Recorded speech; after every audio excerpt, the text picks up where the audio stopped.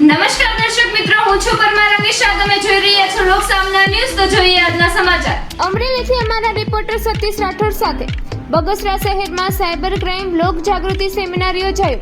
બગસરા મેઘાણી હાઈસ્કૂલ ખાતે cyber crime સેમિનારમાં લોકો ઉપસ્થિત રહ્યા. આજે દિન પ્રત્યે દિન ટેકનિકલ બાજો અવનવી લોભામણી જાહેરાતોમાં કરી લોકોને ફ્રોડ કરે છે. ફોન કરી પૈસાની લોભામણી જાહેરાતની ઘટનાઓ બની ચૂકી છે. અનેક લોકોએ પોતાની જીવ પણ ગુમાવ્યાની ઘટના બની છે. લોક જાગૃતિ અન્વયે એક સેમિનારનું આયોજન કરવામાં આવ્યું. બગસરા ચેમ્બર ઓફ કોમર્સ, વેપારી મહામંડળ, કરિયાણા એસોસિએશન, વિવિધ સંસ્થાના સહયોગથી આયોજન કરાયું. DYSP Godaria, cyber cell PI Kadcha, Bagasara police સ્ટેશનના પીઆઈ જે જીડા સહિત પોલીસ સ્ટાફ ઉપસ્થિત રહ્યો. લોકોને સાયબર ફ્રોડથી કેવી રીતે બચવા અને શું થયા તો શું ન કરવું એ અંગે માર્ગદર્શન આપ્યું. વિવિધ સંસ્થાઓ દ્વારા ડીવાયએસપી, પીએસઆઈ, પીઆઈ સહિત પોલીસ સ્ટાફનું સન્માન કરવામાં આવ્યું. અભણ માણસોને કોઈ ફોન કરીને એવું કહે કે તમારું એટીએમ કાર્ડ બ્લોક થયું છે, આ નંબર આપો, ઓટીપી આપો, તો એ ના પાડી દે કે મને કંઈ ખબર નથી પડતી, તમે ફોન મૂકી દો, મારો છોકરો કે છોકરી આવશે ત્યારે ફોન કરજો. અને આ જ પ્રકારના ફોન આપણે આવે તો આપણે ગુજરાતી મૂકીને હિન્દીમાં કરते ચાલુ કે કહાં સે બાત કર રહે હો, ક્યાં ચાહીએ, કોણ સા કાર્ડ કો હોને વાલા હૈ. અમને કેટલા એમ કહેતા હોય કે તમારો ફોન હેક થઈ ગયો છે. આ લોકો ફોન હેક નથી કરતા. આ લોકો એટલા બધા હોશિયાર નથી. આ લોકો સ્કિલ માસ્ટર છે કે આવું એમનામાં વાત કરવાની કળા છે. તમે આનો એક વખત ફોન ઉપાડો એટલે એની મરજી વિરુદ્ધ તમે એનો ફોન કટ ન કરી શકો. તમે એક પછી એક વાત કરતા જ તમારી સાથે ફ્રોડ કરે. સાયબર ક્રાઇમ થવાનું પાછળના 3 કારણો છે. કોઈ પણ વસ્તુનો તમને ડર બતાવે કે આવું નહીં કરું તમારી સાથે આવું થશે. પછી બીજી આપણી આળસના લીધે કેટલાક પ્રકારના ફ્રોડ થાય. બેંકમાંથી ફોન કરવું એમ કે આપણે બગસરામાં તો બેંક કેટલી નજીક હોય, પણ તોય આપણે આપણી આળસના લીધે એને આપણી માહિતી આપીએ. અને મેક્સિમમ જે ફ્રોડ થાય છે એ લાલચમાં થાય. હજી લોકોને ખબર નથી કે લોટરી પહેલાં આવતી, હવે નથી આવતી, રૂપિયા નથી લાગતા. ઓલે એમેઝોનમાં 50%નો સેલ છે એવા મેસેજ આવતા છે, ફ્લિપકાર્ટમાં 75%નો સેલ છે એવા મેસેજ આવતા છે. હા કે ના? તો એવું કંઈ હોતું નથી. એમ તમારી પાસે જ્યારે અરજદાર રૂપિયાથી આવે તો અમને એમ કહે કે સાહેબ મેં કાંઈ નથી કર્યું તો મારા ખાતામાંથી 25,000 રૂપિયા ઉપડી ગયા. તો સાયબર ક્રાઇમમાં એટલી વસ્તુ યાદ રાખજો, જો તમે કાંઈ ન કરો તો તમારી કાંઈ ન થાય.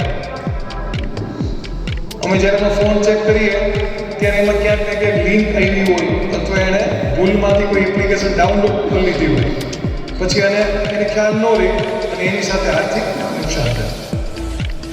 સાયબર ક્રાઇમની વાતમાં કોઈ ગંભીર પ્રકાર હોય તો એ છે સેક્સટોર્શન.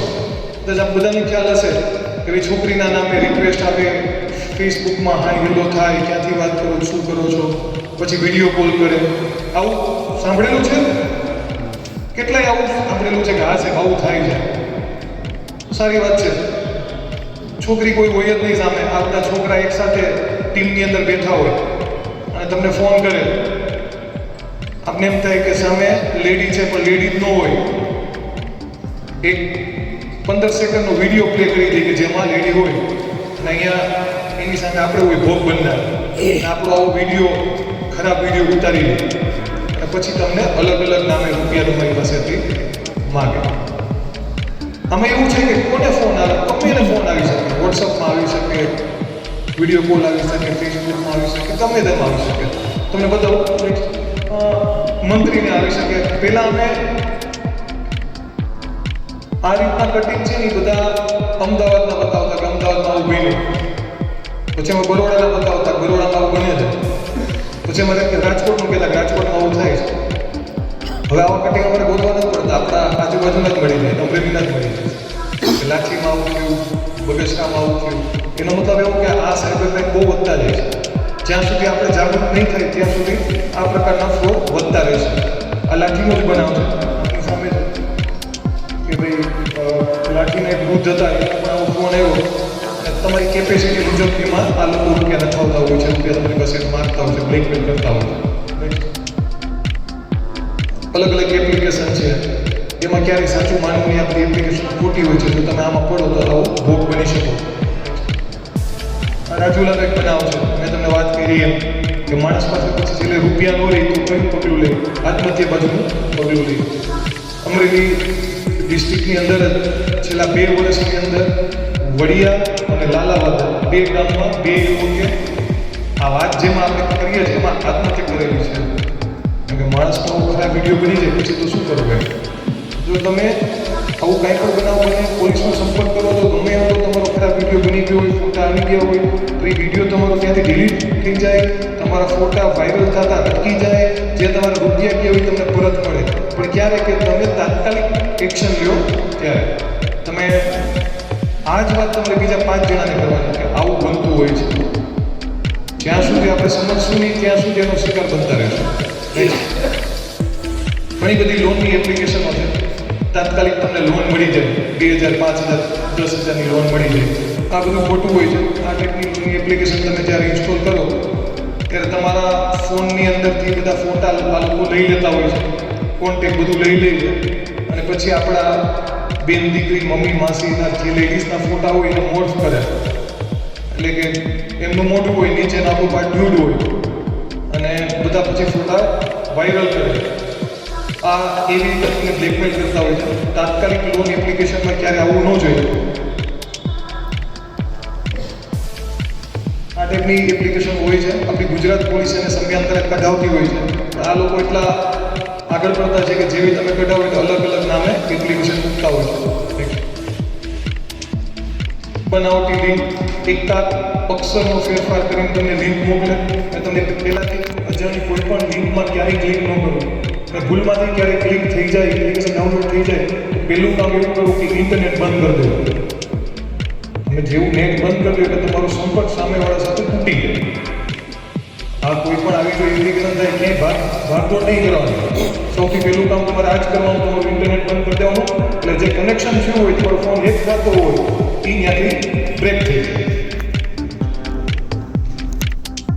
આ ટાઈપનો આવતી હશે બધી મેસેજ કે અંબાણીનો બર્થડે છે, જીઓ રિચાર્જ ફ્રી મળે છે, આવતું હોય છે એવું કે નહીં? હા કે ના?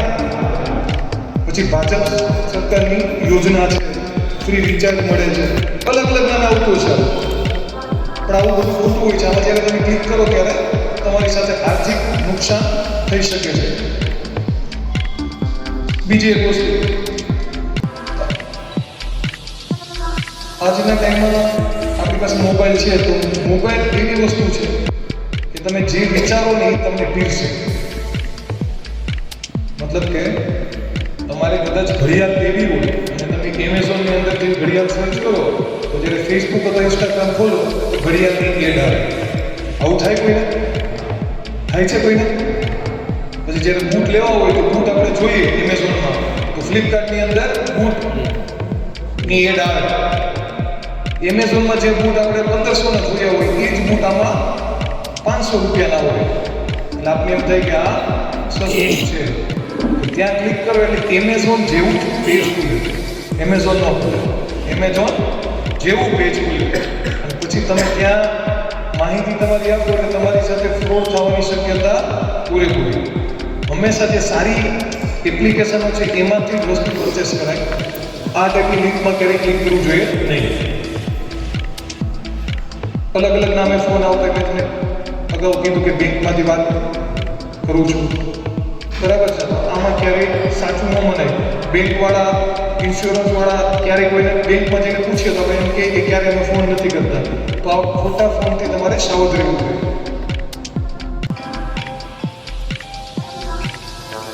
આ નામે ફ્રોડ થાય છે. તમારું કાર્ડ બ્લોક થયું છે, તમને ટેક્સ લાગશે એક્સ્ટ્રા, એ નામે થતા હોય છે. સૌથી ખરાબ કોઈ પ્રકારનું ફ્રોડ હોય તો એને અમે કહેતા હોય એપીકે ફ્રોડ. તમને બધાને ખ્યાલ હશે વચ્ચે ઓલી આરટીઓ વાળી એપ્લિકેશન આવતી. આરટીઓ વાળી એપ્લિકેશન તમારા ફોનમાં આવે તો તમારો આખો ફોન હેક થઈ જાય છે. કોઈને ખબર આવી આરટીઓ વાળી આવતી? આપણે ત્યાં અમરેલીમાં સીસીટીવી કમાન્ડ કંટ્રોલ છે. ત્યાંથી તમને બધાને દંડ આપે જો તમે ટ્રાફિકના નિયમોનું ઉલ્લંઘન કરો તો.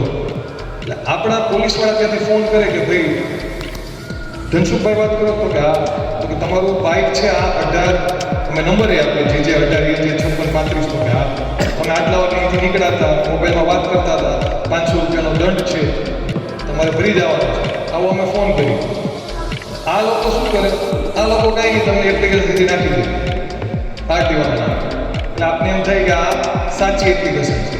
પછી તમે જ્યારે એની ઉપર ક્લિક કરો તો તમારો આખો ફોન હેક થાય ને તમારા રૂપિયા જાય.